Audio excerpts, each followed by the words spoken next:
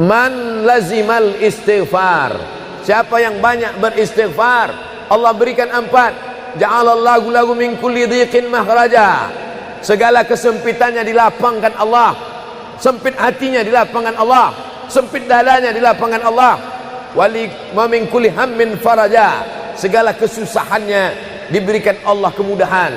Susah rezekinya, susah hidupnya, susah pikirannya, susah urusannya, dimudahkan Allah. Wa razaqahu min haitsu la yahtasib, diberi Allah rezeki dari jalan yang tidak disangka-sangka, yang tidak diduga-duga, datang rezeki itu. Siapa yang menjanjikan? Nabi Muhammad SAW.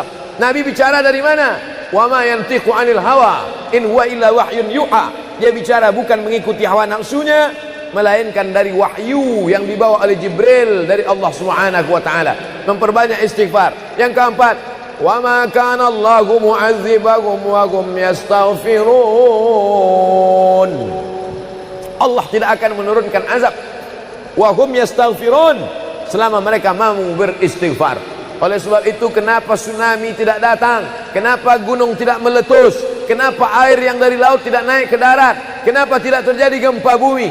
Masih ada di Sidrap yang beristighfar. Masih ada orang yang bangun malam, salat sunat taubat menjelang subuh. Wabil ashari hum yastaghfirun. Menjelang azan subuh, di waktu sahur dia memperbanyak istighfar. Sependek-pendeknya astaghfirullah, agak panjang astaghfirullahalazim, lebih panjang astaghfirullahalazim alladzi la ilaha illa huwal hayyul qayyum wa atubu ilaih. Yang lebih afdal sayyidul istighfar, Allahumma anta rabbi la ilaha illa anta khalaqtani wa ana 'abduka wa ana 'ala 'ahdika wa wa'dika mastata'tu a'udzu bika min syarri ma sana'tu abu'u laka bi ni'matika 'alayya wa abu'u bi dhanbi faghfirli fa innahu la yaghfiru dzunuba illa anta. Dibaca dia setelah subuh, dijaga Allah sampai zuhur. Dibaca setelah zuhur, dipelihara sampai asar. Dibaca selepas asar, dijaga sampai maghrib. Dibaca sehabis maghrib, dijaga sampai isya. Dibaca habis isya, dijaga sampai subuh. Allahumma anta rabbi la ilaha illa anta khalaqtani wa ana 'abduka, aku hambamu, wa ana 'ala ahdika, aku dalam perjanjian denganmu, wa wa'dika, aku dalam MOU denganmu, mastata'tu, sesuai kemampuanmu. Abu ulaka bi ni'matika alayya, aku datang menghadapmu dengan nikmatmu, nikmat mata, nikmat telinga, nikmat otak, nikmat hati, nikmat buah pinggang, nikmat kaki, nikmat tangan. Wa abu bi dzambi, tapi justru aku datang membawa dosa. Aku datang membawa nikmat, tapi justru aku datang membawa dosa. Dosa telinga, dosa mata, dosa lidah, dosa hati. Mestinya aku datang membawa nikmat, datang membawa pahala. Wa abu bi dzambi, tapi justru aku datang membawa dosa. Tapi aku yakin dan percaya, fa innahu la yaghfiru dzunuba illa anta, tak ada yang bisa mengampunkan segala dosa kecuali engkau. Di musim pandemi yang selama ini selesai sholat hanya 3 kali saja. Assalamualaikum warahmatullah, assalamualaikum warahmatullah, astaghfirullahaladzim, astaghfirullahaladzim, astaghfirullahaladzim. Diperbanyak istighfar. Wallahi, kata Nabi Muhammad SAW, Nabi bersumpah, wallahi demi Allah, inni la astaghfiru ila rabbi wa atubu ilaih. Aku beristighfar kepada Allah, aku bertaubat kepada Allah mi'ata marrah, 100 kali sehari semalam. Jadi kita pun bisa beristighfar 100 kali sehari semalam. Kalau kita hitung jari kita ini sendinya ada 20, 1, 2, 3, 4, 5, 6, 7, 8, 9, 10, 11, 12, 13, 14, 15, 16, 17, 18, 19, 20. 20 sendi. Habis sholat kita isi 20 istighfar. Habis subuh 20, habis zuhur 20, habis asar 20, habis maghrib 20, habis isya 20, ditambah doa 20, ditambah tahajud 20, ditambah witir 20, ditambah bangun tidur malam 20. Hanya sekali putaran tulang-tulang sendi. Kata Nabi, likulli sulama minkum sedekah, setiap tulang-tulang sendi ini mesti ada sedekahnya. Apa maksud sedekah tulang sendi? Sedekah orang kaya dengan uangnya, sedekah kita dengan sedekah tulang sendi. Astaghfirullahalazim, astaghfirullahalazim, astaghfirullahalazim, astaghfirullahalazim, astaghfirullahalazim. Allah menjanjikan balasan-balasan yang disampaikan oleh Nabi Muhammad sallallahu alaihi wasallam. Tapi di antara yang paling afdal di antara zikir ini semua adalah afdalu dzikri la ilaha illallah. Tidak ada zikir yang paling afdal daripada la ilaha illallah. Maka kita baca la ilaha illallah, la ilaha illallah, la ilaha illallah, ditutup dengan kalimatu haqqin 'alaiha nahya, dengan itu kita hidup, wa 'alaiha namutu, dengan itu kita mati, wa bi'anu ba'su, dengan itu kita akan dibangkitkan di padang mahsyar. Hidupnya dengan la ilaha illallah, matinya dengan la ilaha illallah. Kenapa disebut hidupnya dengan la ilaha illallah? Karena waktu awal hidupnya ayahnya mengazankan ke telinganya, asyhadu an la ilaha illallah.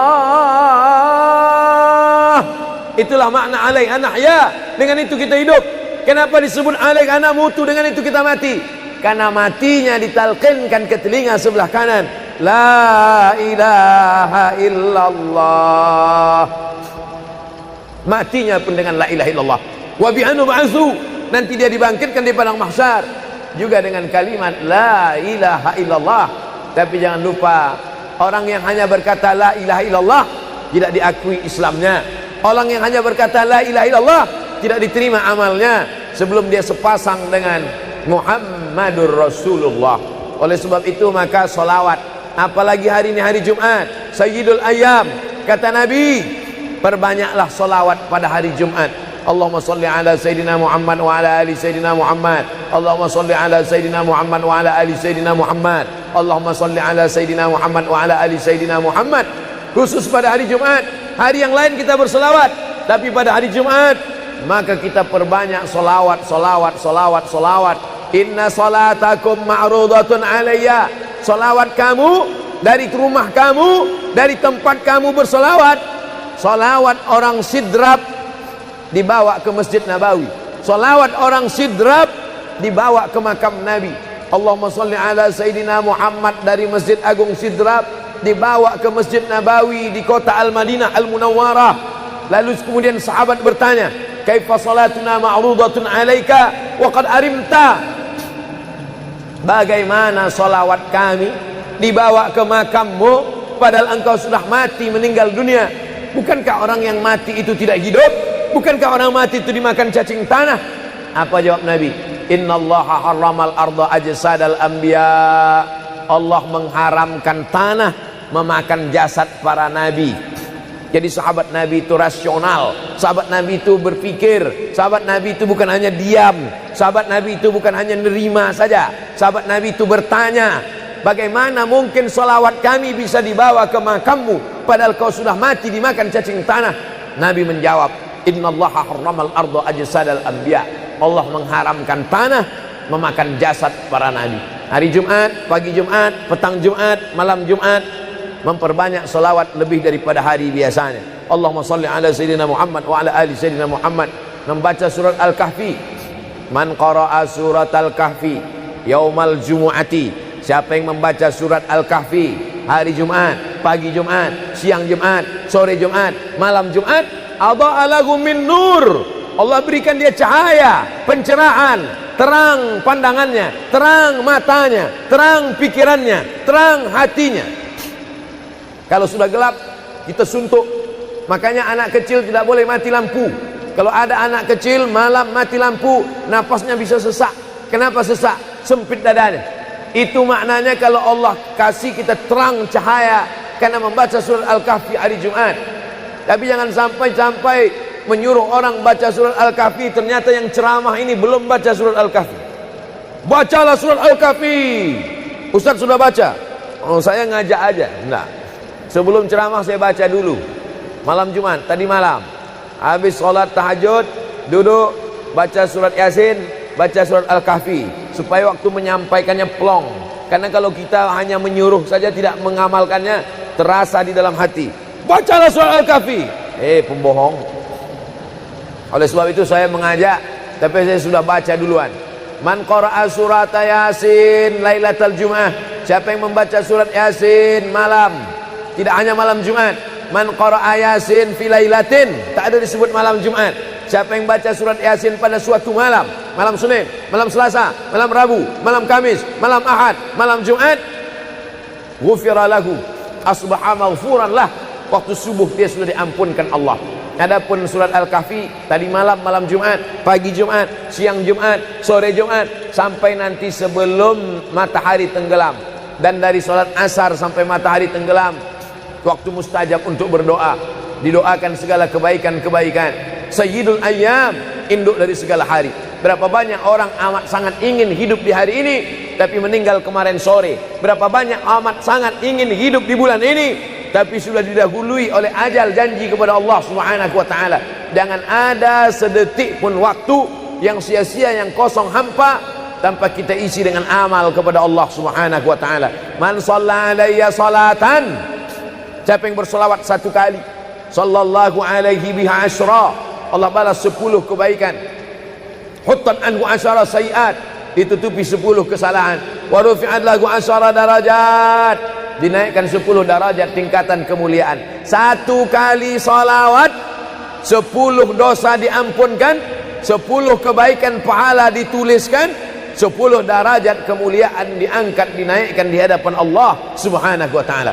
Oleh sebab itu maka hari ini kita perbanyak selawat, pertemuan selawat, berjumpa dengan orang berselawat. Dan kita memang melakukan tradisi-tradisi itu. Ketika ada orang mau menikah berselawat, anaknya akikah berselawat, acara walimah berselawat, khotib khutbah Jumat kalau tidak berselawat batal Jumatnya. Orang yang sedang sholat kalau dia tidak berselawat, menurut mazhab Syafi'i batal sholatnya. Orang yang berdoa kalau tidak berselawat, doanya tergantung tidak dikabulkan Allah. Majlis kita kalau tidak ada selawat, maka majlis itu berubah menjadi majlis antanajifah, majlis mangkai, majlis busuk, majlis berbau. Oleh sebab itu tidak ada cara lain menolak ini semua adalah dengan cara bersolawat, solawat dan solawat. Itu poin yang ketiga. Poin yang keempat, di antara menjauhkan kita dari bala ini, tolak bala ini adalah shadaqatus sirri tadfa'u mitatassu. Sedekah menolak bala, mati su'ul khatimah. Makanya dulu kita ada istilah sedekah tolak bala. Sedekah menolak musibah, sedekah menolak bencana, sedekah menolak wabah. Oleh sebab itu maka yang selama ini biasa bersedekah kepada anak yatim, biasanya menyambut Ramadan, jangan lagi tunggu bulan Ramadan, datangi rumah anak yatim, makan mereka, sembako beras mereka, masukkan ke dalam karung 10 kilo, gula sekilo, minyak sekilo, susu saset, ikan sarden, masukkan, berikan. Ini dengan niat menolak segala musibah, segala bencana, segala wabah. Orang-orang yang mati itu kalau dia ditanya Allah Subhanahu wa taala, hai mayit, hai orang yang mati, seandainya ku kasih kau hidup lagi, mau apa tidak? Mereka amat sangat ingin hidup. Apa kata mereka? Kami ingin hidup. Laula akhartani ila ajalin qarib, kasihlah kami hidup ya Allah qarib, sebentar, sekejap, semenit, sedetik saja.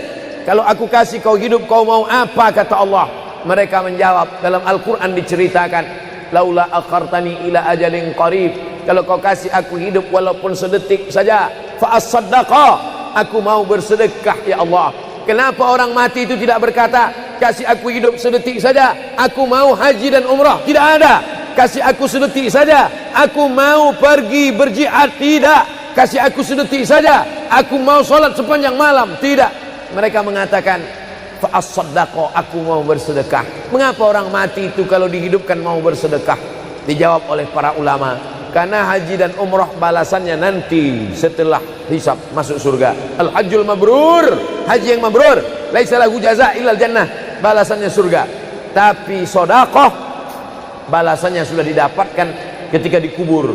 Begitu mati masuk kubur langsung dapat balasan sedekah. Itulah makanya kata Nabi, idza matal insan, kalau manusia mati, inqata'a, putus amalnya. Tapi ada yang tak putus, shadaqatun jariyah, sedekah yang mengalir. Belum bangkit dari kubur, belum padang mahsyar, belum hisab, belum timbangan amal, belum meniti titian siratal mustaqim, balasannya sudah nampak. Itu kehebatan sedekah dibandingkan amal yang lain. Oleh sebab itu sedekah ini luar biasa. Shadaqatus sirri tadfa'u mitatassu, sedekah menolak mati su'ul khatimah, sedekah menolak bala.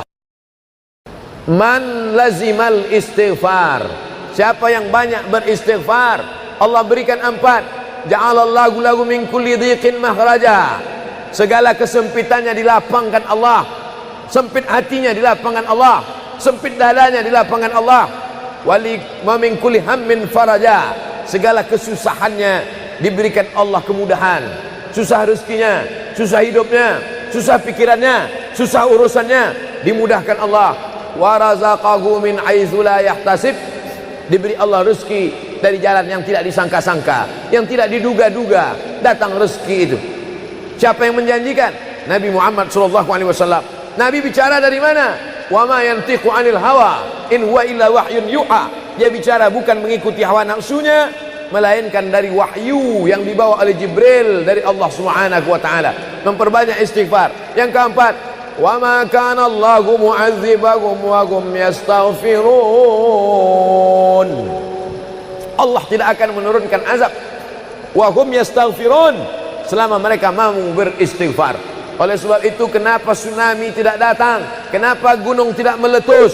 Kenapa air yang dari laut tidak naik ke darat? Kenapa tidak terjadi gempa bumi?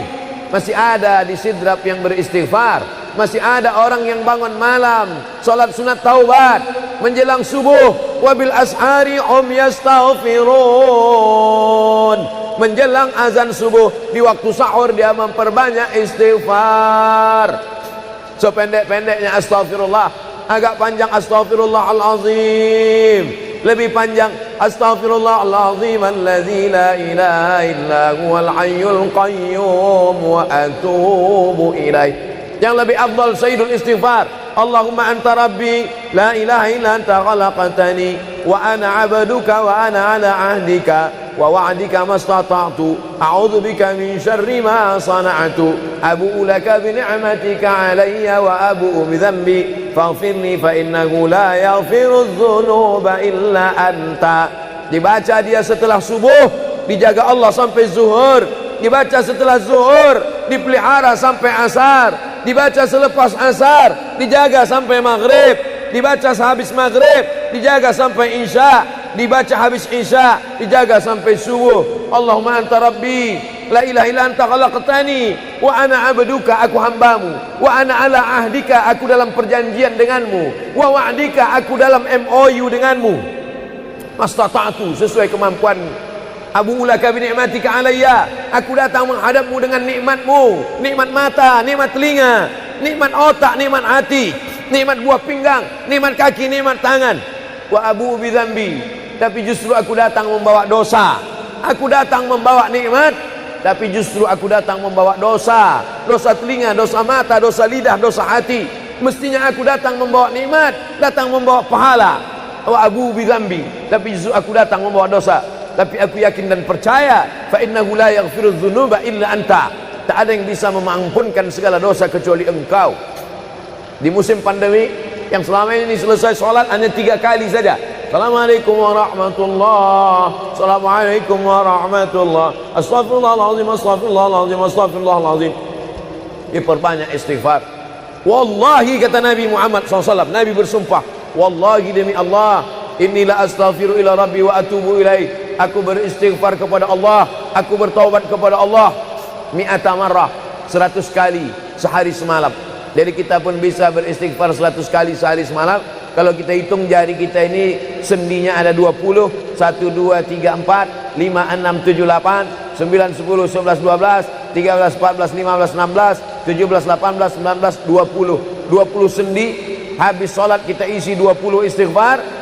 Habis subuh 20, habis zuhur 20, habis asar 20, habis maghrib 20, habis isya 20, ditambah doa 20, ditambah tahajud 20, ditambah witir 20, ditambah bangun tidur malam 20. Hanya sekali putaran tulang-tulang sendi. Kata Nabi, likulli sulama minkum sedekah, setiap tulang-tulang sendi ini mesti ada sedekahnya.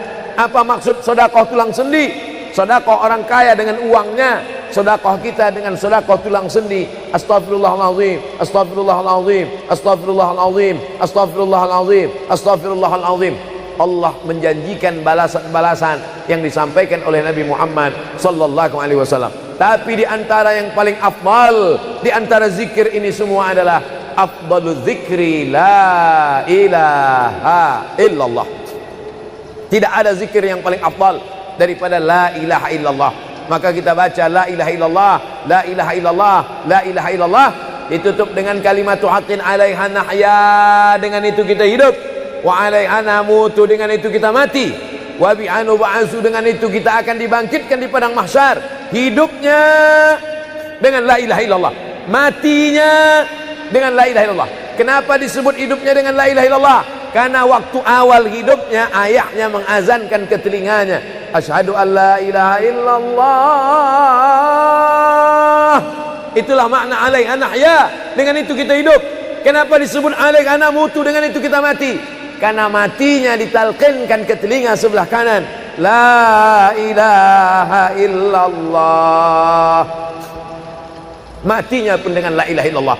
Wa bi'anu ba'su, nanti dia dibangkitkan di padang mahsyar juga dengan kalimat la ilaha illallah.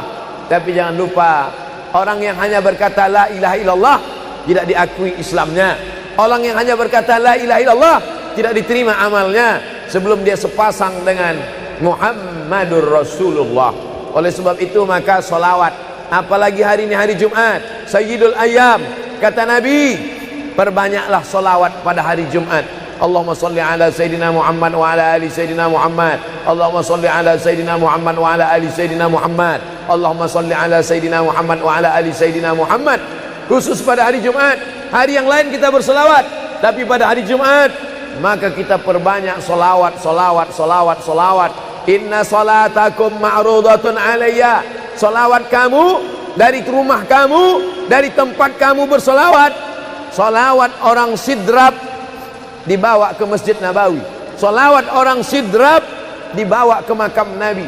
Allahumma salli ala Sayyidina Muhammad dari Masjid Agung Sidrap dibawa ke Masjid Nabawi di kota Al-Madinah Al-Munawwarah. Lalu kemudian sahabat bertanya, kaifa salatuna ma'rudatun alaika wa qad arimta? Bagaimana salawat kami dibawa ke makammu padahal engkau sudah mati, meninggal dunia? Bukankah orang yang mati itu tidak hidup? Bukankah orang mati itu dimakan cacing tanah? Apa jawab Nabi? Innallaha harramal arda ajsadal anbiya. Allah mengharamkan tanah memakan jasad para nabi. Jadi sahabat Nabi itu rasional, sahabat Nabi itu berpikir, sahabat Nabi itu bukan hanya diam, sahabat Nabi itu bukan hanya nerima saja, sahabat Nabi itu bertanya, bagaimana mungkin salawat kami bisa dibawa ke makammu padahal kau sudah mati dimakan cacing tanah? Nabi menjawab, innallaha harramal arda ajsadal anbiya. Allah mengharamkan tanah memakan jasad para nabi. Hari Jumat, pagi Jumat, petang Jumat, malam Jumat, memperbanyak salawat lebih daripada hari biasanya. Allahumma salli ala Sayyidina Muhammad wa ala ali Sayyidina Muhammad. Membaca surat Al-Kahfi.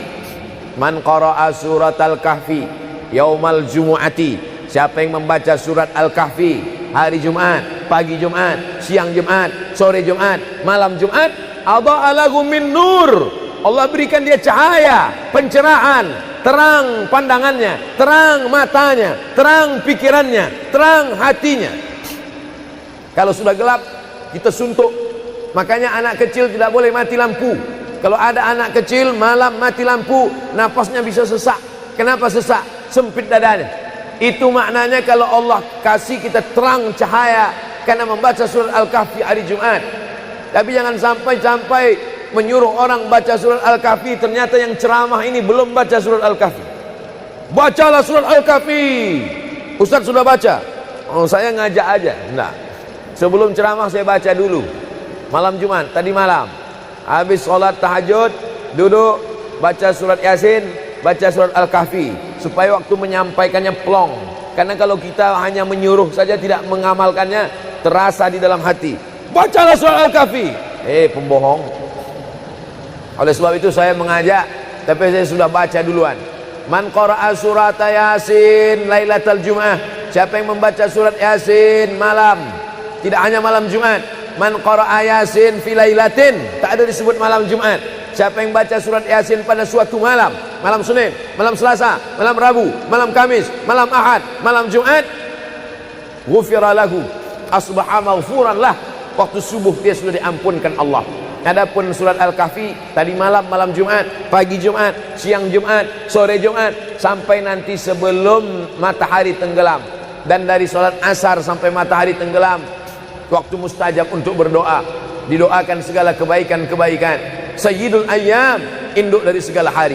Berapa banyak orang amat sangat ingin hidup di hari ini, tapi meninggal kemarin sore. Berapa banyak amat sangat ingin hidup di bulan ini, tapi sudah didahului oleh ajal, janji kepada Allah Subhanahu wa taala.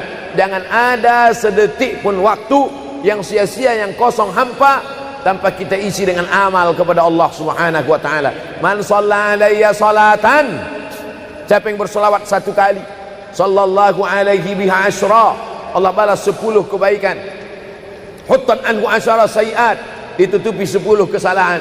Wa rufi'at lahu asyara darajat, dinaikkan 10 darajat tingkatan kemuliaan. Satu kali salawat 10 dosa diampunkan, 10 kebaikan pahala dituliskan, 10 derajat kemuliaan diangkat, dinaikkan di hadapan Allah Subhanahu wa taala. Oleh sebab itu maka hari ini kita perbanyak selawat, pertemuan selawat, berjumpa dengan orang berselawat. Dan kita memang melakukan tradisi-tradisi itu. Ketika ada orang mau menikah berselawat, anaknya akikah berselawat, acara walimah berselawat, khatib khutbah Jumat kalau tidak berselawat batal Jumatnya. Orang yang sedang sholat kalau dia tidak berselawat, menurut mazhab Syafi'i batal sholatnya. Orang yang berdoa kalau tidak berselawat, doanya tergantung tidak dikabulkan Allah. Majlis kita kalau tidak ada selawat, maka majlis itu berubah menjadi majlis antanajifah, majlis mangkai, majlis busuk, majlis berbau. Oleh sebab itu tidak ada cara lain menolak ini semua adalah dengan cara bersolawat, solawat dan solawat. Itu poin yang ketiga. Poin yang keempat, di antara menjauhkan kita dari bala ini, tolak bala ini adalah shadaqatus sirri tadfa'u mitatassu. Sedekah menolak bala, mati su'ul khatimah. Makanya dulu kita ada istilah sedekah tolak bala. Sedekah menolak musibah, sedekah menolak bencana, sedekah menolak wabah. Oleh sebab itu maka yang selama ini biasa bersedekah kepada anak yatim, biasanya menyambut Ramadan, jangan lagi tunggu bulan Ramadan, datangi rumah anak yatim, makan mereka, sembako beras mereka, masukkan ke dalam karung 10 kilo, gula sekilo, minyak sekilo, susu saset, ikan sarden, masukkan, berikan. Ini dengan niat menolak segala musibah, segala bencana, segala wabah. Orang-orang yang mati itu kalau dia ditanya Allah Subhanahu wa taala, hai mayit, hai orang yang mati, seandainya ku kasih kau hidup lagi, mau apa tidak? Mereka amat sangat ingin hidup. Apa kata mereka? Kami ingin hidup. Laula akhartani ila ajalin qarib, kasihlah kami hidup ya Allah qarib, sebentar, sekejap, semenit, sedetik saja. Kalau aku kasih kau hidup, kau mau apa? Kata Allah. Mereka menjawab, dalam Al-Quran diceritakan, laula akhartani ila ajalin qarib, kalau kau kasih aku hidup walaupun sedetik saja, fa as-saddaqa, aku mau bersedekah ya Allah. Kenapa orang mati itu tidak berkata, kasih aku hidup sedetik saja, aku mau haji dan umrah? Tidak ada. Kasih aku sedetik saja, aku mau pergi berjihad? Tidak. Kasih aku sedetik saja, aku mau sholat sepanjang malam? Tidak. Mereka mengatakan, fa as-saddaqa, aku mau bersedekah. Mengapa orang mati itu kalau dihidupkan mau bersedekah? Dijawab oleh para ulama, karena haji dan umrah balasannya nanti setelah hisab masuk surga. Al-hajjul mabrur, haji yang mabrur, laisa lahu jaza' illal jannah, balasannya surga. Tapi sedekah balasannya sudah didapatkan ketika dikubur. Begitu mati, masuk kubur, langsung dapat balasan sedekah. Itulah makanya kata Nabi, idza matal insan, kalau manusia mati, inqata'a, putus amalnya. Tapi ada yang tak putus, shadaqatun jariyah, sedekah yang mengalir. Belum bangkit dari kubur, belum padang mahsyar, belum hisab, belum timbangan amal, belum meniti titian siratal mustaqim, balasannya sudah nampak. Itu kehebatan sedekah dibandingkan amal yang lain. Oleh sebab itu sedekah ini luar biasa. Shadaqatus sirri tadfa'u mitatassu, sedekah menolak mati su'ul khatimah, sedekah menolak bala.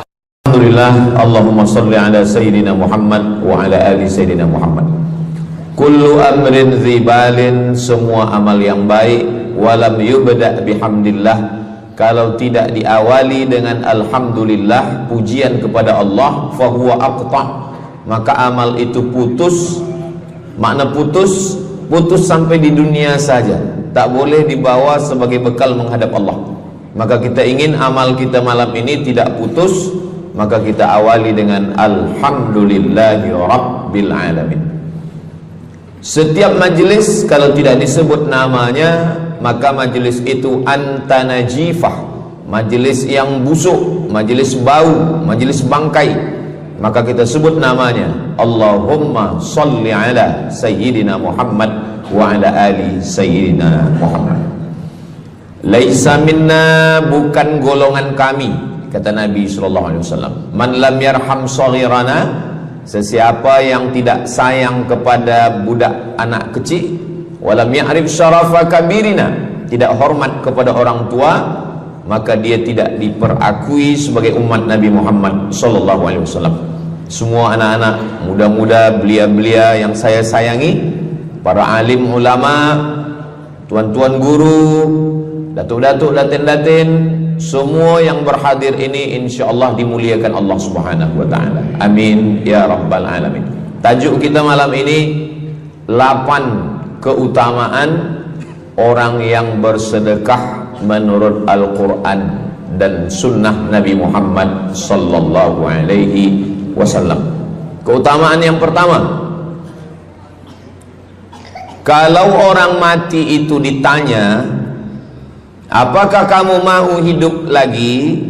Maka orang mati itu menjawab, tapi belum ada orang yang mati hidup lagi. Macam mana kita boleh tahu dia menjawab? Sebab diceritakan Allah dalam Al-Quran. Apa kata mereka? A'udzubillahi minasyaitonirrajim. Laula akhartani ila ajalin qarib, kalaulah kami yang sudah mati ini diberi masa lagi, ajal masa, qarib pendek, sikit, kejap. Kalaulah kami boleh dibagi masa hidup lagi walaupun sikit, walaupun kejap, apa yang ingin mereka lakukan?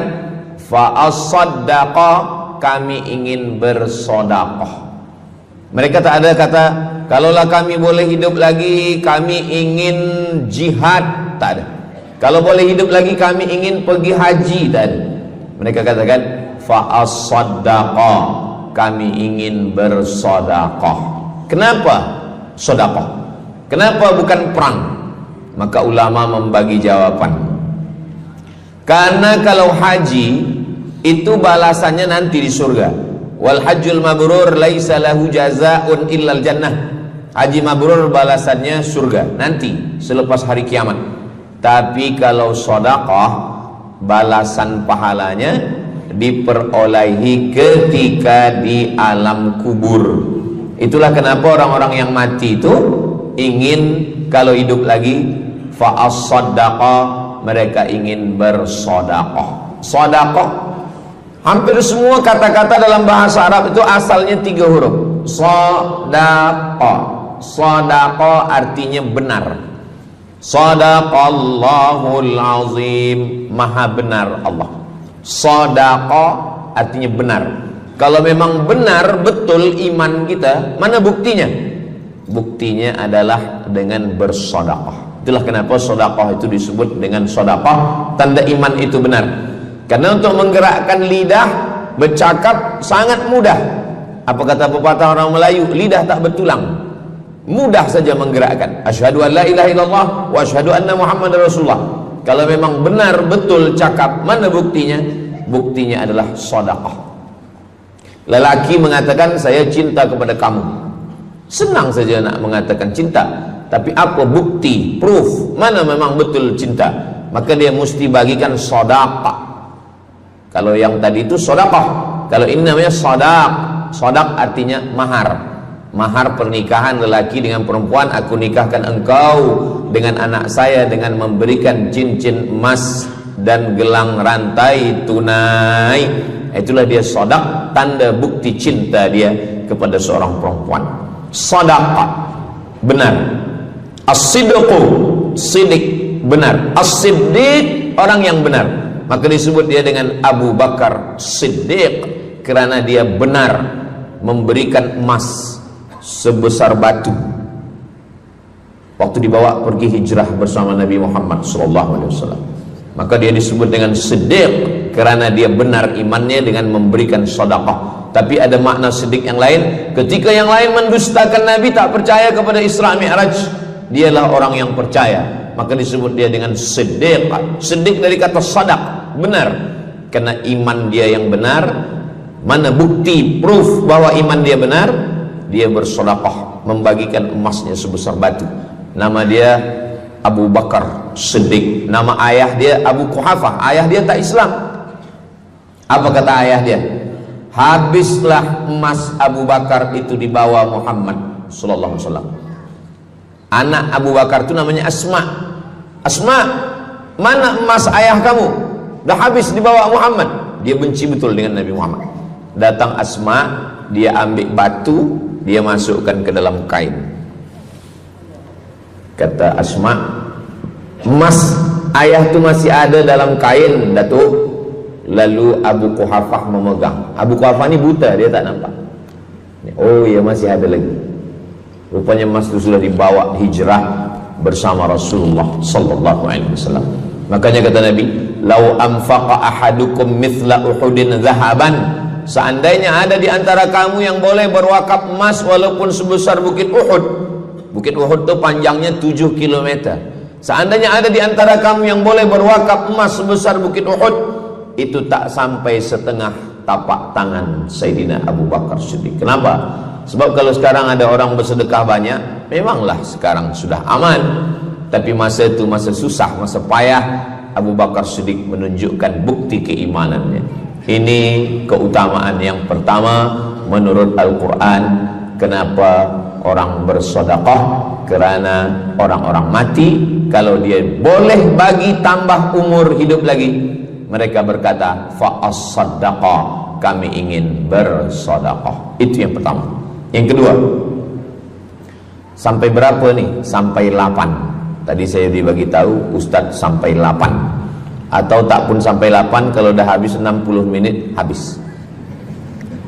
Yang kedua, idzas sama'um fatarat, langit terbelah, wa idzal kawakibun tasarat, planet bertembung, berjatuhan, wa idzal biharu fujirat, lautan diletupkan, tsunami namanya, wa idzal quburu bu'athirat, semua yang dikubur dibangkitkan. Selepas itu kita pun bangkit dari kubur. Innama amruhu idza arada syai'an ayyakula lahu kun fayakun. Bila kita bangkit, tak ada atap, tak ada dinding, tak ada pokok kayu, semua gunung-gunung macam bulu kambing dihembus angin. Wa takunul jibalu kal ihnil manfush, macam bulu kambing dihembus angin. Di mana kita bernaung, di mana kita berlindung? Kata Nabi sallallahu alaihi wasallam. Ini yang kedua. Kullu mri'in tahta zilli sadaqatihi, orang akan bernaung di bawah sedekah. Bukan bernaung di bawah haji, bukan bernaung di bawah sembahyang, bukan bernaung di bawah puasa, tapi tempat bernaung atap adalah sedekah. Tapi jangan sebab kita kaji sedekah malam ni, esok subuh tak sembahyang. Awak tak sembahyang, kita bernaung di bawah sedekah. Betul, memang bernaung di bawah sedekah, tapi tiangnya sembahyang. As-salatu imaduddin, sembahyang, salat itu adalah tiang daripada agama. Maka tempat kita berlindung, tempat kita bernaung nanti adalah sedekah. Ada yang tenggelam kerana peluh saking panasnya, ada yang tenggelam kerana peluh sampai ke lutut, ada sampai ke pinggang, ada sampai ke leher, ada yang tenggelam habis. Tapi ada orang yang merasa sejuk, selesa. Kenapa? Kullu mri'in tahta zilli sadaqatihi, orang akan bernaung di bawah sedekah. Orang-orang yang membina masjid, macam mana mahalnya masjid, jutaan ringgit, maka ketika dia mati menghadap Allah Subhanahu wa taala, semua kepanasan, semua terik, matahari sejengkal dari ubun-ubun kepala, tapi ada orang yang tahta zilli sadaqatihi, dia akan bernaung di bawah sedekah.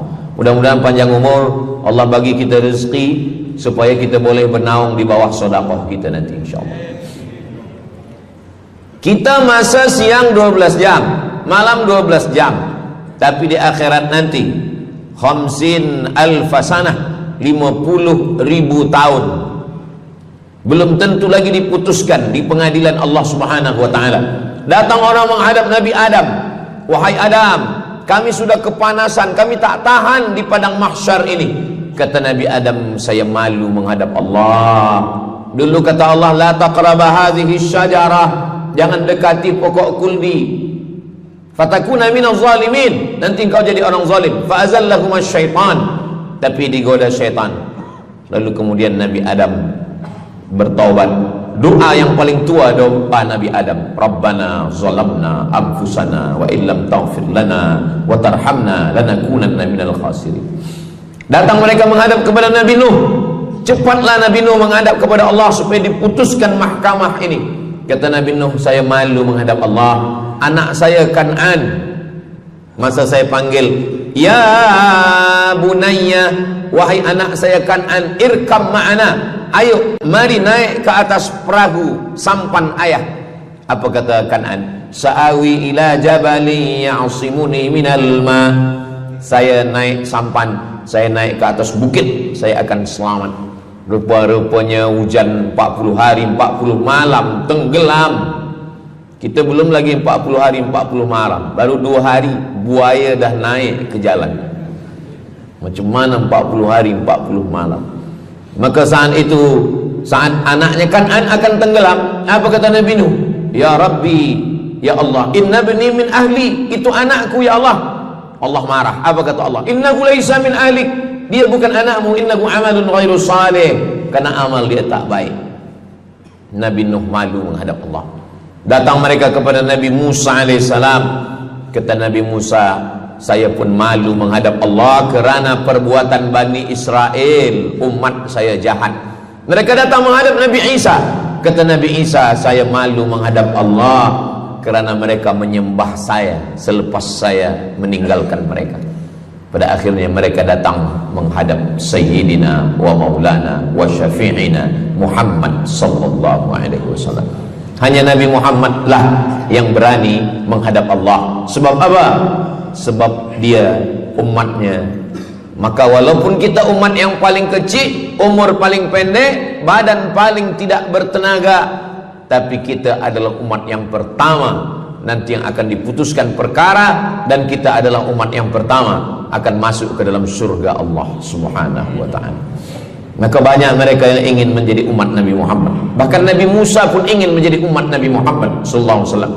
Masa Umar bin Khattab datang membawa lembaran-lembaran Taurat, Nabi berkata, apa itu wahai Musa? Taurat. Nabi Muhammad SAW memanggil, mari Taurat. Lalu Nabi Muhammad mengkoyak. Apa kata Nabi? Lau kana Musa hayyan ma wasa'ahu illa iyattabi'ani. Kalaulah Musa masih hidup, dia pasti akan ikut saya. Dan itu betul pada peristiwa Isra dan Mi'raj.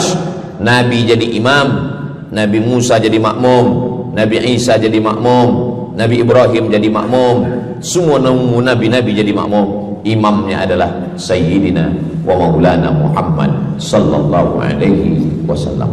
Jadi keutamaan yang kedua, kita bernaung di bawah sedekah. Yang ketiga, sadaqatus sirri tutfi'u ghadabar rabbi kama yatfa'ul ma'an nar. Sedekah memadamkan api neraka seperti air yang memadamkan api. Kita kalau nampak api, mudah-mudahan kita selamat daripada terbakar, amin. Lalu kemudian datang api, kita padamkan dengan air. Lalu kemudian macam mana memadamkan api neraka? Air sebanyak apa yang boleh memadamkan? Maka kata Nabi SAW, keutamaan yang ketiga adalah sadaqatus sirri tutfi'u ghadabar rabbi, sedekah memadamkan api neraka. Jadi kalau kita dulu banyak silap, banyak salah, banyak dosa.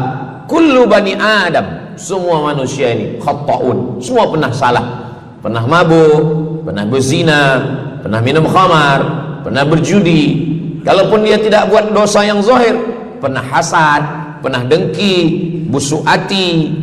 Maka ketika itu macam mana memadamkan murka Allah dengan istighfar, memadamkan dengan sembahyang, solat, sunat, taubat? Ada satu cara lagi. Dengan cara apa? Memadamkannya dengan sedekah. Tudfi'u ghadabar rabbi, memadamkan murka marah Allah Subhanahu wa taala, padam dengan sedekah. Tapi tentu saja sedekah yang ikhlas kerana Allah Subhanahu wa taala. Datang seorang yang sudah banyak dosa menghadap Nabi, menghadap pendeta Yahudi. Wahai pendeta Yahudi, saya ini banyak salah, banyak dosa.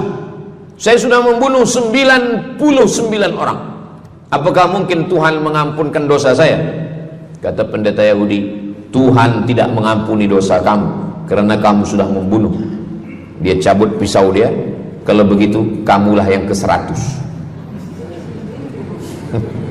Dia dah bunuh 99. Itu maka saya takut juga kalau datang orang, Ustaz Somad, apakah Allah mengampuni dosa saya? Apa dosa kamu? Membunuh orang. Ayo Allah ampunkan dosa. Faqtulu anfusakum, bunuhlah diri kamu. Surat Al-Baqarah. Bunuhlah diri kamu. Fataba alaikum, Allah menerima taubat kamu dengan membunuh diri. Sebab Bani Israel minta ampun kepada Allah bukan dengan istighfar, minta ampun kepada Allah bukan dengan sembahyang taubat. Bani Israel kalau dia minta ampun kepada Allah dulu zaman Nabi Musa, dia ambil pedang, dia ambil parang panjang, dia cari orang yang sama-sama berdosa. Saya ada dosa, saya cari tuan-tuan yang ada dosa. Tuan ada dosa? Ada. Kita nak bertaubat? Ya, ayo kita. Nanti kita sama-sama cincang. Nanti tuan cincang saya cincang tuan. Kita sama-sama mati, baru Allah ampunkan dosa. Faqtulu anfusakum, bunuhlah diri kamu. Fataba alaikum, Allah menerima taubat kamu. Tapi syariat Nabi Muhammad sallallahu alaihi wasallam, ma min muslimin yuznibu dzamban, kalau ada yang silap khilaf salah, summa yatatahhar, mandi taubat. Apalagi kita di Bandar Seri Begawan, bila tadi pesawat terbang nak landing turun, nampak cantik laut keliling. Jadi siapa nak mandi taubat, pergi ke laut. Kalau sampai ke tengah laut, bukan cuma dosa hilang, orangnya hilang sekali. Aku mandi taubat, saya mandi taubat. Selepas mandi taubat, tak boleh mandi taubat, wudu. Tak boleh wudu, tayamum. Selepas itu sembahyang sunat taubat. Usolli sunnatat taubat raka'ataini lillahi ta'ala. Dosanya perlu sebut, jangan sebut. Ada seorang lelaki, maaf, nafsu dia tinggi. Lalu di jalan dia nampak perempuan. Selepas itu maaf, dia cium. Selepas itu dia datang ke Nabi, dia mengadu, ya Rasulullah, tadi saya melakukan begini-begini. Tegak Umar bin Khattab, Allah sudah tutupi, kenapa kamu bukakan di hadapan orang ramai? Allah mengampuni manusia kecuali al-mujahirun. Al-mujahirun menampakkan dosanya dan bangga dengan dosanya. Ini orang akhir zaman ni sekarang banyak mujahirun. Dia mabuk, dia live streaming. Hai guys, dah mabuk ke malam ni? Ini al-mujahirun. Maka ulil amri mesti ambil hukum. Tapi orang yang pernah berdosa, pernah silap, pernah salah, jangan cerita lagi, tutup. Suami-suami kalau bertobat kepada Allah, mengadu kepada Allah, cukup. Jangan cerita ke istri. Allah menerima, istri tak terima. Jadi taubat cukup kepada Allah Subhanahu wa taala, mengadu dah. Bangkit tahajud malam minta kepada Allah. Jangan suara kuat-kuat. Cukup. Sebab tidak semua kejujuran boleh diterima orang lain. Tak semua perempuan boleh menerima kejujuran. Sakit hati dia. Allah Subhanahu wa taala Maha Pengampun. Selepas itu kemudian wa asbi'is sayyi'atal hasanata, dosa-dosa silap khilaf masa lalu bagaimana menutupinya? Hasanata, perbuatan baik. sembahyang baik, sholat baik, tapi ada yang paling baik. Apa dia? Shadaqatus sirri, memperbanyak sedekah, memadamkan murka Allah seperti api dipadamkan oleh air. Marah itu adalah kobaran dari api neraka. Bila kita sedang marah, itu adalah api neraka lahab. Lahab itu artinya berkobar. Lahab pakai ba, lahab. Sebab saya pernah juga lalu di satu jalan, ada rumah makan, restoran Abu Lahab, pakai P, lahab, mungkin lahab, makan lahab. Allah Subhanahu wa taala memadamkan murkanya. Inna rahmati sabaqat ghadabi, rahmatku lebih cepat daripada murkaku. Memang Allah marah, tapi ketika dia berbagi kepada orang lain, dia tutupi dosanya di masa yang lalu. Syarat taubat 3. Yang pertama, an-nadamu fil qalbi, menyesal dalam hati. Yang kedua, al-iqraru bil lisani, nyatakan dengan lisan, astaghfirullahalazim. Yang ketiga, al-itmaru alla ya'uda ilaihi abadan, tekad saya tidak akan buat lagi sampai mati. Namanya taubat nasuha. Nasuha 3 huruf. Nasoha artinya menyaring madu. Datang orang memanjat pokok kayu, dia ambil parang panjang, dia potong sarang lebah jatuh ke bawah, disaring dengan kain tipis, lalu kemudian tersangkut di atas kain, lilinnya tersangkut, lebahnya tersangkut, anak lebah tersangkut, rantingnya tersangkut, dahannya tersangkut, maka keluarlah madu. Itu bahasa Arabnya namanya nasuha. Apa makna nasuha? Menyaring dosa-dosa sehingga yang tinggal hanya amal soleh, yang sampah-sampah tersangkut. Sekarang susah nak minum madu yang asli, banyak palsu. Macam mana Ustaz, saya ni suka spesihat minum madu. Apa tanda madu ni asli? Bawa pulang ke rumah, kalau istri marah itu asli.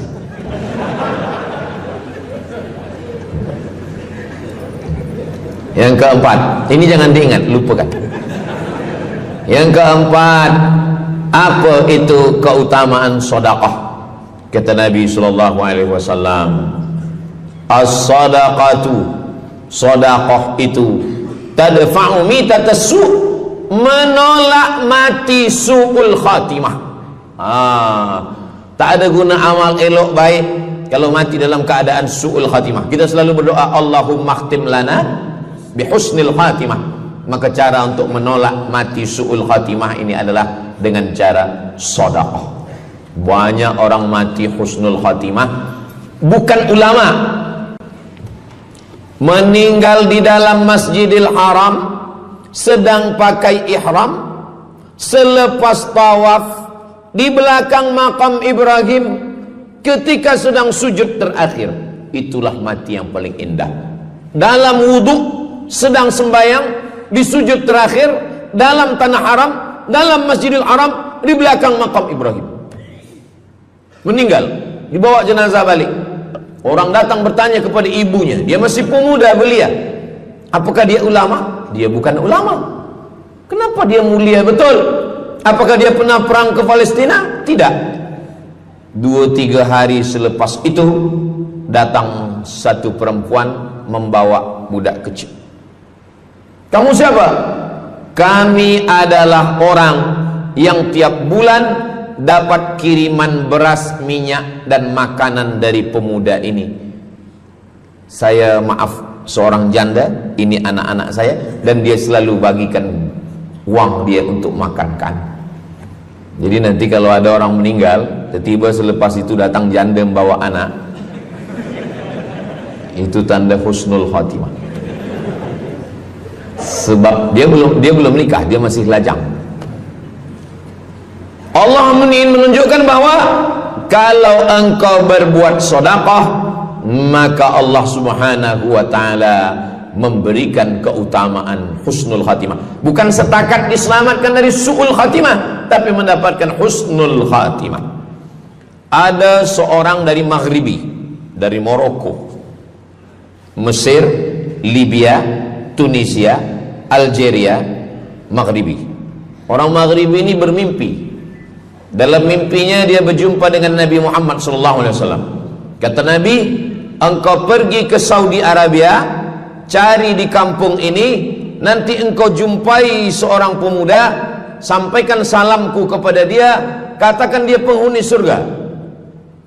Malam pertama mimpi, iya ke? Tidak ke? Jangan-jangan syaitan. Tak betul. Malam kedua mimpinya sama.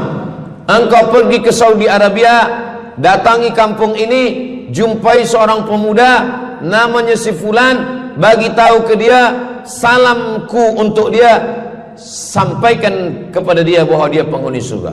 Nah, 2 kali. Ini udah agak kuat. Tunggu 3 kali, sampai 3 malam mimpinya sama. Akhirnya orang Maghrib ini terbang dari Casablanca sampai ke Jeddah. Dari Jeddah dia cari kampung yang disebut dalam mimpi, sampai itu dia cari pemuda. Adakah di kampung ini seorang pemuda namanya si fulan? Betul. Dia tengok, biasa saja. Bukan ulama, bukan macam Musa Abdul Somad. Tak mungkin mimpi salah 3 kali betul-betul. Lalu disampaikan kepada dia, fulan, saya 3 malam bermimpi Rasul SAW menyampaikan salam kepada engkau. Assalamualaikum. Kata Nabi, engkau adalah penghuni surga. Dia pun terkejut. Saya bukan ulama, saya orang biasa. Apa amal kamu? Sembahyang saya biasa saja, puasa sunat saya biasa saja.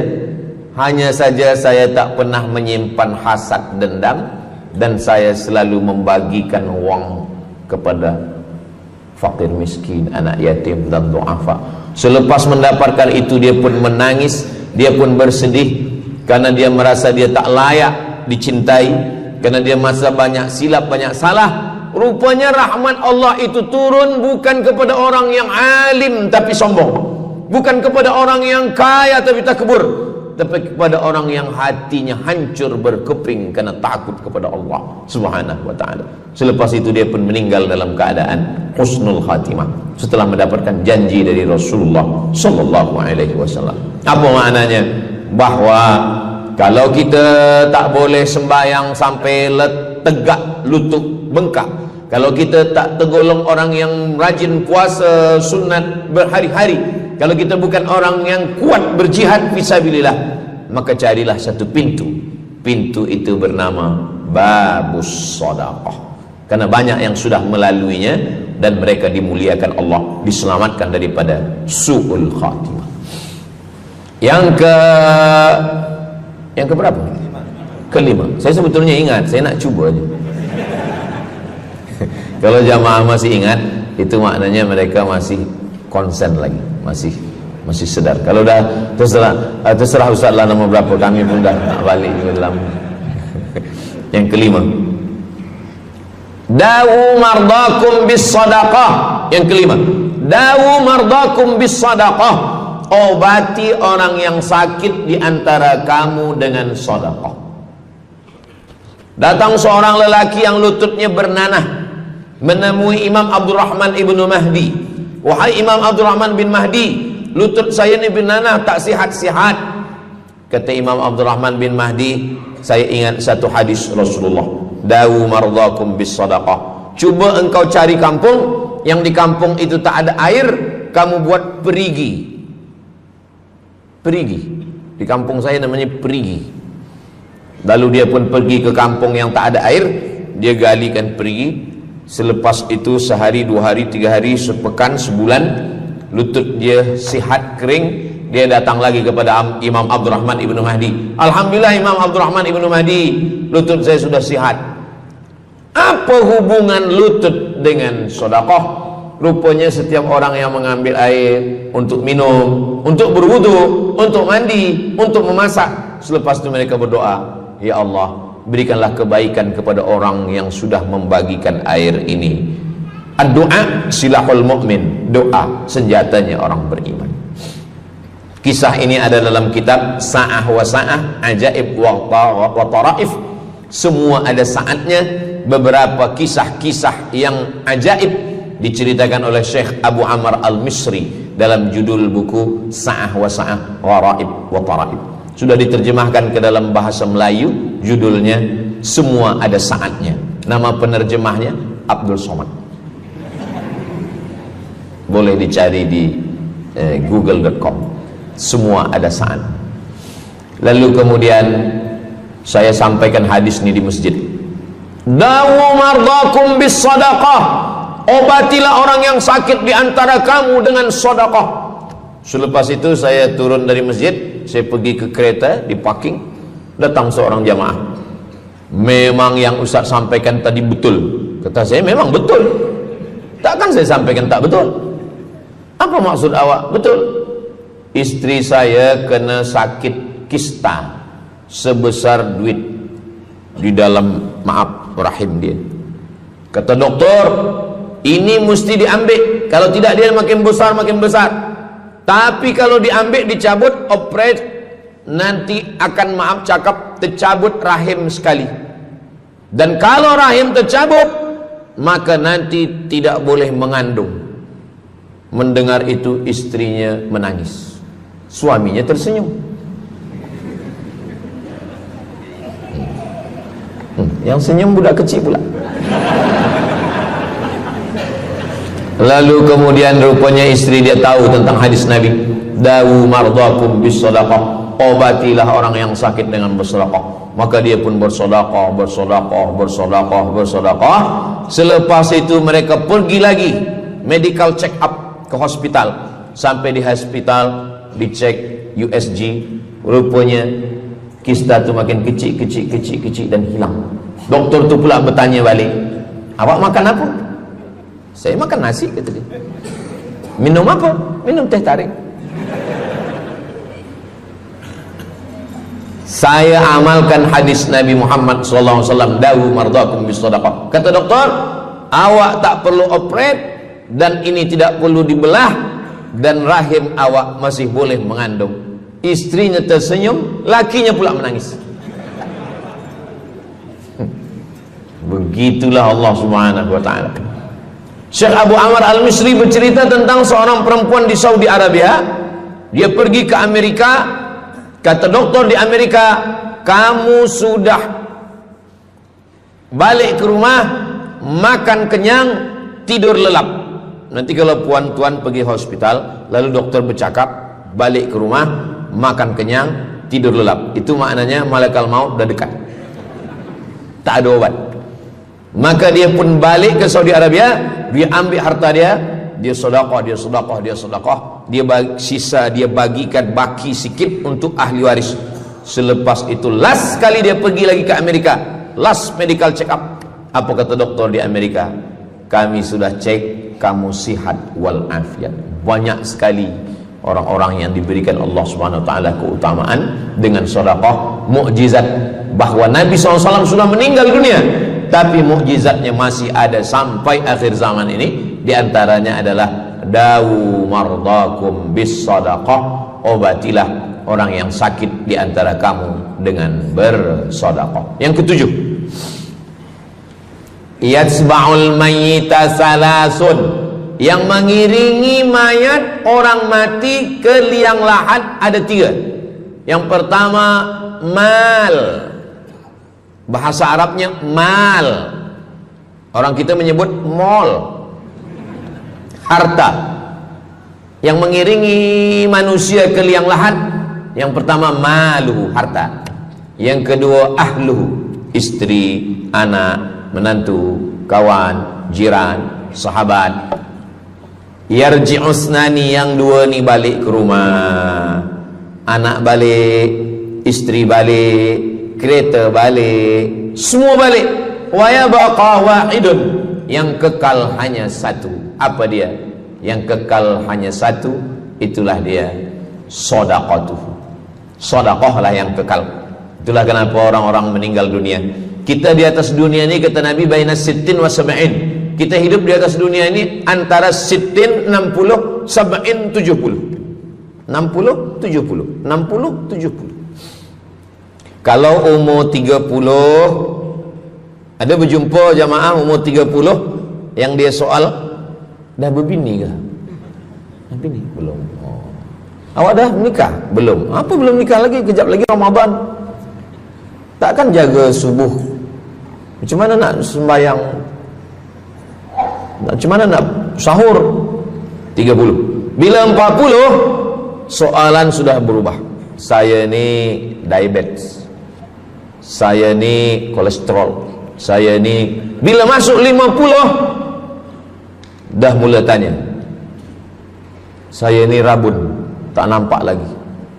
Bini pun kadang tak nampak. Bini orang nampak. Bila 60, mendengar tazkirah Ustaz Somad, kunci satu, jangan tersinggung. Ada beberapa jamaah tersinggung, balik meninggal. Bukan kerana tersinggung, memang ajal dah sampai. Jadi, Ustaz umur berapa? Saya lahir 18 hari bulan Mei 1977. Umur rasa 27. Umur ini bukan masalah angka, tapi masalah rasa. Semua yang hadir uban. Semua yang hadir banyak uban. Semua yang hadir malam ini muda.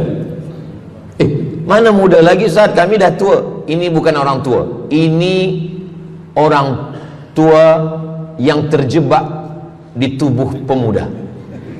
Ini semua pemuda-pemuda. Siapapun yang sembahyang ke masjid, siapapun yang berjamaah, maka dia muda. Siapapun yang tidur di rumah tak sembahyang, dia sudah tua. Lautan kan kuseberangi, gunung kan kudaki, masjid kulalui. Ini orang tua semua. Jadi tua dan muda itu bukan masalah usia, bukan masalah umur, tapi masalah perasaan kita. Saya kalau ditanya orang, umur Ustaz berapa? Qamariyah apa Syamsiah? Muharram Safar apa Januari Februari?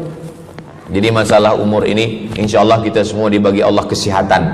Amin ya rabbal alamin. Yang sakit-sakit diangkat Allah penyakitnya. Amin. Jadi kata Nabi SAW, semuanya tinggal, wa yabqa wahidun, yang tinggal hanya satu, wa amaluhu, di antara amal adalah sedekah. Itu yang ketujuh. Nabi meninggal umur 63 tahun. Abu Bakar Siddiq 63 tahun. Imam Syafi'i lahir 150, meninggal 204. Imam Syafi'i lahir di Gaza, Palestina. Semoga Allah menolong saudara kita di Palestina. Imam Syafi'i lahir di Palestina, di Gaza 150 Hijrah. Meninggal di Fustat, Kahirah, Mesir 204. Imam Syafi'i umurnya hanya 54 tahun. 50 muda. Tapi Imam Syafi'i berada di alam barzah 204, sekarang sudah 1447, 1447 tahun. Apa maknanya? Berarti Imam Syafi'i di alam kubur sudah 1200 tahun. Soalan, lebih lama di atas tanah atau di dalam tanah? Lebih lama di alam barzah. Di alam rahim 9 bulan 10 hari. Di alam dunia 63 tahun. Kalau sampai di alam kubur menunggu hari kiamat. Imam Syafi'i sudah 1200 tahun. Tapi setiap detik, setiap menit, setiap jam, dari maghribi sampai ke Nusantara, semua orang menyebut nama Syafi'i, Syafi'i, Syafi'i, Syafi'i. Setiap kampung ada nama orang Syafi'i. Setiap kawasan ada nama orang Syafi'i. Begitulah mulianya Imam Syafi'i. Kita, seandainya kita mati, berapa lama lagi kita di alam barzah? Dulu ada yang mengatakan kiamat 2012, rupanya tak jadi. Kan ada filmnya, kiamat 2012, Steven Spielberg. Tak jadi. Yas'alunaka 'anis sa'ati ayyana mursaha. Mereka bertanya kepadamu tentang hari kiamat. Qul, katakan, la ya'lamuha illa hu. Yang tahu hanya Allah Subhanahu wa ta'ala. Pikirkan, kalau kita mati, apa yang akan mengalir? Rumah kita dijual anak kita, dibagi-bagi kepada ahli waris. Kereta kita dijual semuanya. Tapi orang yang membina masjid di Brunei Darussalam, masjid dah cantik-cantik, besar-besar, elok-elok. Tadi kami cerita tentang Muslim yang ada di Kamboja, yang ada di Vietnam, yang ada di Myanmar, kesusahan, kepayahan, yang ada di Palestin. Itu kalau kita tolong, mengalir sampai hari kiamat. Kita fikirkan apa yang akan mengalir selepas kita mati menghadap Allah Subhanahu wa ta'ala. Di antara yang pasti mengalir, anak belum tentu. Waktu kita hidup dia soleh, selepas kita mati dia stres. Na'udzubillah. Mudah-mudahan anak-anak kita semua anak-anak yang soleh-soleh. Tapi yang pasti adalah sedekah. Maka kita siapkan sedekah menolong agama Allah Subhanahu wa ta'ala. Yang ke-8, kata Nabi SAW, idza matal insan, hadisnya ada dalam Sahih Muslim. Idza matal insan, ada orang yang membaca hadis ini idza mata ibnu Adam. Idza mata ibnu Adam itu tarjamah, bukan bunyi teks. Bunyi teksnya idza matal insan, kalau manusia mati, inqata'a, putus. Tapi banyak yang salah faham tentang hadis nih. Kamu malam ni tak ada buat kenduri orang mati, tak ada baca doa, tak ada baca yasin, tak ada baca tahlil. Idza matal ibnu Adam, kalau manusia sudah mati, putus. Jangan kirim-kirim doa lagi. Banyaklah soalan ke saya, Ustaz Abdul Somad, ya, macam mana kalau orang sudah mati tak ada anak, lalu siapa yang mendoakan dia? Kata saya, yang mendoakan dia saya. Allahumma ighfir lahu warhamhu wa'afihi wa'fu anhu. Siapa yang akan bacakan Al-Fatihah untuk dia? Saya akan bacakan Al-Fatihah. Saya tengok muka dia macam ragu. Dia tak percaya Fatihah ini sampai. Siapa yang tak percaya Fatihah sampai, saya tak marah. Sebab ni masalah yang ghaib. Siapa yang tak percaya Yasin itu sampai, siapa yang tak percaya Fatihah itu sampai, saya tak marah. Bagi saja nama semua, lengkap dengan bin. Nanti bila mati saya kirim. Bila tak sampai, cepat-cepat bagi tahu. Idza matal insan, kalau manusia mati, inqata'a amaluhu, yang putus tu amal dia, amal yang mati itu. Misal ini ada orang mati, namanya Abdul Somad. Jika saya sebut nama lain tersinggung pula. Ada orang mati namanya Abdul Somad. Idza matal insan, kalau Abdul Somad ni mati, inqata'a amaluhu, maka yang putus tu amal dia. Amal Abdul Somad ni yang putus. Amal orang Brunei untuk Abdul Somad putus atau tak putus? Tidak putus. Datang berita, mereka tengok di Instagram Abdul Somad, Ustadz Abdul Somad Official. Bagi yang belum follow, cepat follow. Dapat berita, Ustadz Somad sudah meninggal. Orang Bandar Seri Begawan, semua orang Brunei mengirimkan Al-Fatihah, mereka sholat ghaib. Sampai apa tak sampai? Sampai. Jadi makna yang putus itu apa maknanya? Amal dia putus. Amal orang mati ini putus. Amal orang hidup kepada yang mati tak putus. Saya bilang sekali lagi, yang putus itu amal orang mati. Amal orang mati putus. Apa maksud amal orang mati putus? Kepada muslimin muslimat, sila datang ke masjid yang akan membagi tazkirah almarhum Abdul Somad. Itu mana? Putus. Mana boleh tazkirah lagi? Orang mati itu amalnya putus, tapi amal orang hidup untuk orang mati tidak putus. Kalau memang putus, kenapa ada amalnya yang tak putus? Ada amal dia yang tak putus. Ini Abdul Somad mati dia, amal dia semuanya putus, tapi ada amal dia yang tak putus. Pertama, shadaqatun jariyah. Sedekah itu kan amal dia, tak putus. Sedekah dia bina masjid dia, sedekah dia tahfiz Quran. Budak-budak tahfiz Quran itu menghafal Quran, jadi tuan guru, punya murid, punya pondok, maka tak putus. Amal dia tapi tak putus. Yang kedua, ilmun yuntafa'u bih, mengajar dia, diamalkan orang, tak putus. Waladun solihun, anak soleh. Anak soleh itu maksudnya, anak soleh itu kan amal dia. Nah, itu yang banyak orang yang tak paham. Macam mana amal soleh, macam mana amal soleh itu amal kita? Macam mana anak soleh itu amal kita? Kalau istri, mohon maaf, kalau istri awak cuma awak tengok saja, apakah mungkin dia hamil? Nah, itu dah payah betul dah menjelaskan. Maknanya anak kita itu amal kita. Maka kalau kita mati, dia tetap mengalir. Bukan berarti doa orang lain tak sampai. Ini banyak orang salah faham. Selepas orang meninggal, tak usah baca doa lagi, tak usah Allah maafir lahu lagi, tak usah baca Yasin lagi, tak sampai. Maksud putus itu amal orang mati itu putus. Kalaulah putus amal orang hidup kepada orang mati, tak ada salat jenazah. Nanti kalau ada orang mengatakan, tak usah baca doa, kita udah putus semua. Nanti bila dia mati, jangan sembahyangkan. Sebab sembahyang jenazah itu kan amal orang hidup untuk orang mati. Allahu Akbar, Allahumma alhamd, Allahu Akbar, Al-Fatihah, Allahu Akbar, salawat, Allahu Akbar, Allahumma fir lahu warhamhu wa'afihi wa'fu anhu, Allahu Akbar, Allahumma la tahrimna ajrahu wa la taftina ba'dahu wa waghfir lana wa lahu wa li ikhwanina alladhina sabaquna bil iman wa la taj'al fi qulubina ghillan lil ladzina amanu rabbana innaka ra'ufur rahim. Empat itu sampai, Al-Fatihah sampai, doa sampai, Al-Fatihah sampai, solawat sampai, doa takbir 3 sampai, doa takbir 4 pun sampai. Itu maknanya amal orang hidup sampai, tapi amal orang mati putus. Apakah orang mati itu tetap beramal?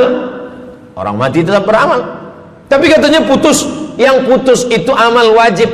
Sholat wajib, tak wajib lagi. Puasa wajib, tak wajib lagi. Adapun amal yang tak wajib, makanya kalau ada suami yang tak mau amal wajib, suruhlah dia mati. Mana dalil ustadz bahwa orang mati tetap beramal? Waktu Nabi Muhammad SAW Isra Mi'raj, Nabi Isra Mi'raj, Nabi tengok Nabi Musa sholat di dalam kuburnya. Padahal Nabi Musa sudah meninggal. Itu menunjukkan orang meninggal pun beribadah, tapi ibadah dia tidak wajib lagi. Waktu sampai di Masjidil Aqsa, Nabi Ibrahim sholat, Nabi Musa sholat, Nabi-Nabi sholat, padahal mereka sudah meninggal dunia. Itu menunjukkan bahwa orang mati beribadah, tapi ibadahnya tidak wajib. Yang kita wajib ini hanya dari akil baligh sampai kita mati. Siapa yang wajib sembahyang? Akil baligh. Siapa yang wajib puasa? Akil baligh. Siapa yang wajib haji? Akil baligh mampu. Ada orang akil, ada orang baligh tapi tak akil. Umur 15 tahun, 20 tahun, 30 tahun, baligh umurnya sampai tapi tak akil, tak ada akal. Rufi'al qalam, kertas, pena. Pena dia terangkat, tak mencatat. Ada 3 orang yang penanya tak mencatat. Yang pertama, anis sobi hatta yahtalim, budak kecil sampai dia mimpi akil balik. Yang kedua, anin naim hatta yastayqiz, orang tidur sampai dia terjaga. Yang pertama, budak kecil sampai akil balik. Maka kalau nak nakal waktu kecil itulah. Menyesal saya Ustaz, waktu kecil dulu baik-baik. Yang kedua, anin naim hatta yastayqiz, orang tidur sampai dia jaga tidur. Makanya kalau nak buat dosa, waktu tidurlah.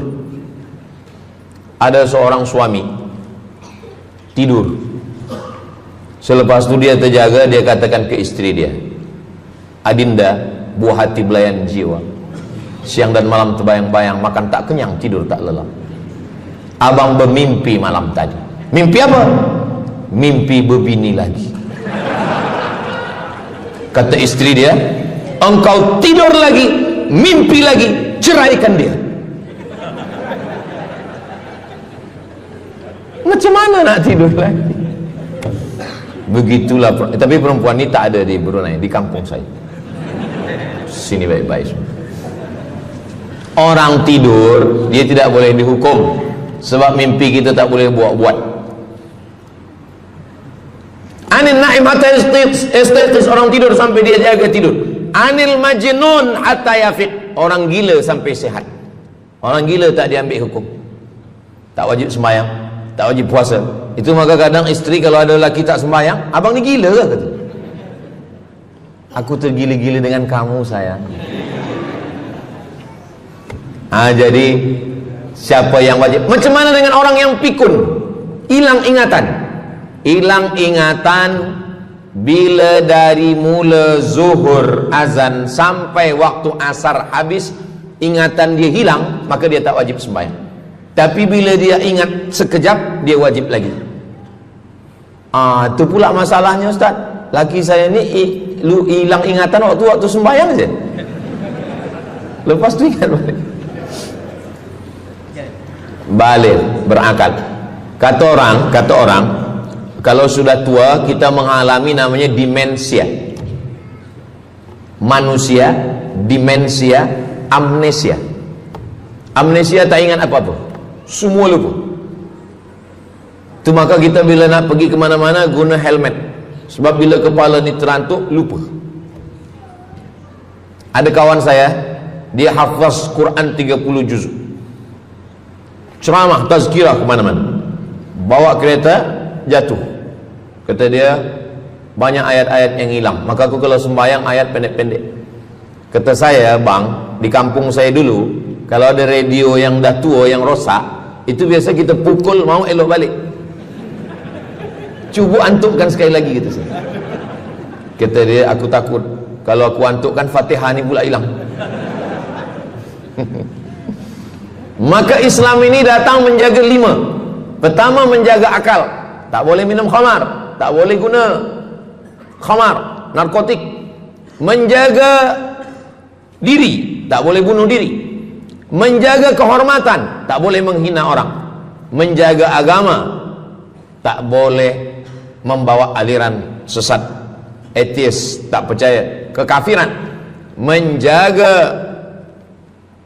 harta, tak boleh ada mencuri, tak boleh ada dusta, tak boleh ada akad bohong, tak boleh ada tipu, tak boleh ada gharar, tak boleh ada zulm, tak boleh ada ghish. Man ghasyana falaysa minna. Siapa yang menipu kami, maka dia bukan golongan kami. Jadi berdasarkan 8 keutamaan ini, kalau ingat 8-8-nya alhamdulillah. Tak ingat 8, ingat 7, ingat 6, ingat 5, ingat 4, ingat 3, ingat 2, ingat 1. Satu pun tak ingat, innalillah. Tapi insyaAllah kita boleh ingat semua. Sebab apa? Sebab tazkirah malam ini direkodkan. Nanti boleh ditonton ulang di channel Ustaz Abdul Somad Official. Jangan lupa subscribe, like, share, and comment.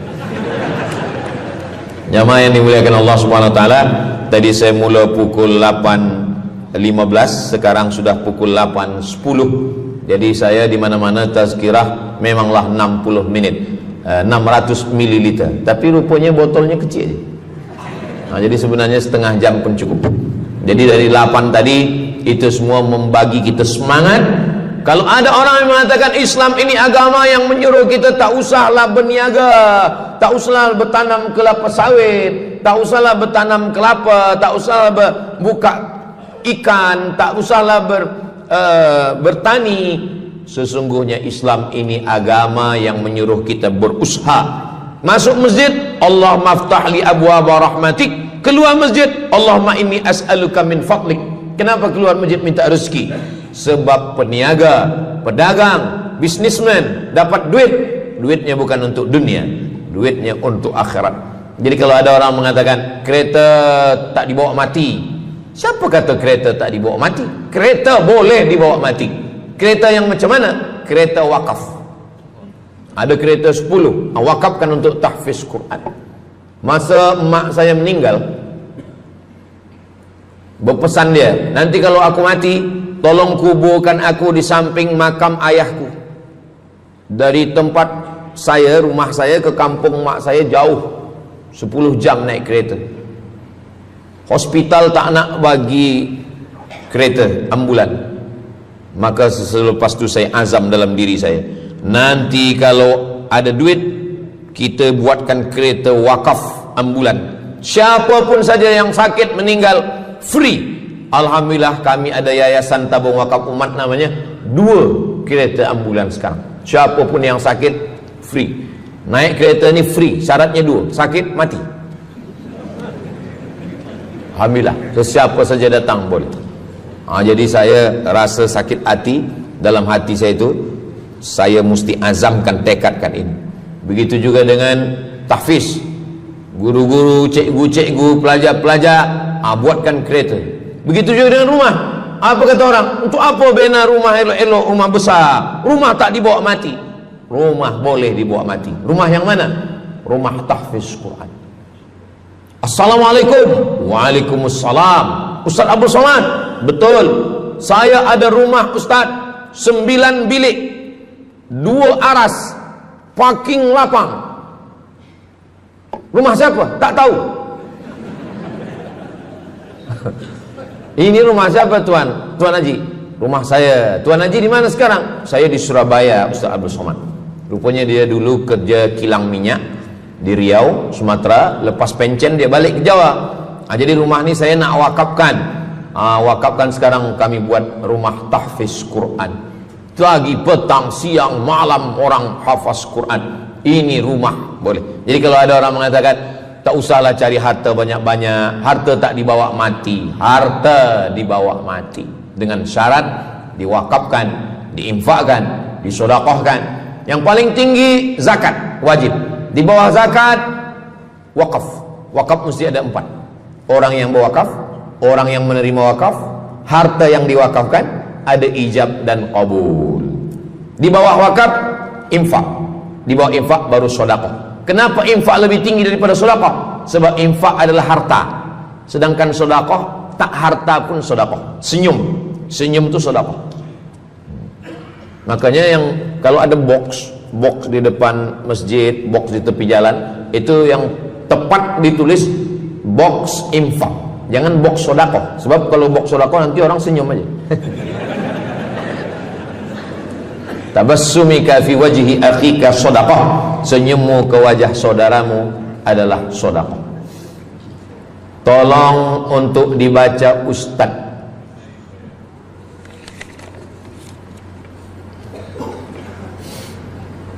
Seorang hamba yang ketika jahiliyah pernah mengambil hak orang dengan mengambil persen daripada uang infak. Setelah dia menyadari akan salahnya, dia bertaubat dan ingin mengembalikan hak tersebut. Masalahnya dia tidak mengetahui berapa dan ke siapa dibalikkan. Kalau kita termakan terpakai duit yang kita tak tahu entah punya siapa, cuba ingat-ingat. Memang kalau masalah ini kadang kita lupa memang. Coba ingat tahun berapa. Sebab duit RM1 tahun 80 dengan 2025 tak sama nilainya, sebab ada inflasi ekonomi. Jadi coba ingat, tengok dengan harga emas. Tahun 80 berapa 1 gram emas? Tahun 2025 berapa? Maka dihitungnya ke emas, bukan ke dolar, tapi kepada emas. Nah, selepas kita dapat harga emas, lalu kita balikkan. Misalkan tahun 80 100 ringgit itu 1, 2, 3 gram. Maka yang sekarang kita tidak balikkan 100 ringgit, tapi kita balikkan sekarang 2025 dengan 3 gram emas. Berapa harga 3 gram emas? Lepas itu kita balikkan. Kalau kita tak tahu orangnya di mana, anak cucunya, ahli warisnya tak tahu, maka kita serahkan kepada masalih ammah. Masalih ammah artinya kepentingan umum. Pendidikan tahfiz Quran, sekolah, tempat anak yatim, tempat duafa fakir miskin, ke masjid, boleh. Tapi kalau kita bawa duit haram, duit tak jelas, kita serahkan saja. Datang, Tuan Guru bagi dah. Jangan sebut pula, Tuan Guru ni ada beberapa duit haram saya nak bagi ni. Serahkan. Begitu juga dengan orang yang menyimpan uang di bank yang bukan Islamic bank. Syukran, jazakumullah khair. Lalu kemudian dia duduk di negeri yang tak Islam, lalu kemudian dia letakkan di bank yang tak Islamik. Maka duit ini ada ada fawaid, ada bunganya. Riba haram. Kalau dia simpan di rumah dia takut hilang. Duit ini tak boleh dia makan, tak boleh dia belikan ke pakaian, tak boleh dia bagikan ke orang lain, maka dia serahkan kepada masalih ammah. Begitu kata Syekh Yusuf Al-Qardawi dalam kitab judulnya Fatawa Mu'asirah, fatwa-fatwa kontemporer, fatwa modern. Jadi masalih ammah, kepentingan umum, bukan untuk diri sendiri. Orang terhalang doanya sebab 3. Mat'amuhu haram, makanannya haram. Mashrabuhu haram, minumannya haram. Malbasuhu haram, pakaiannya haram. Wadhiya bil haram, dibagi makan haram. Jadi kalau kita selamatkan, insyaallah Allah pun menyelamatkan kita semua. Mudah-mudahan Allah bagi kita, anak cucu kita rezeki supaya kita boleh mengamalkan pintu sedekah ini. Salah satu pintu surga ada namanya babus sedekah. Alhamdulillah, demikian ceramah untuk hari ini. Semoga ilmu yang disampaikan menjadi manfaat dan keberkahan untuk kita semua. Mohon maaf bila ada kekurangan. Wassalamualaikum warahmatullahi wabarakatuh.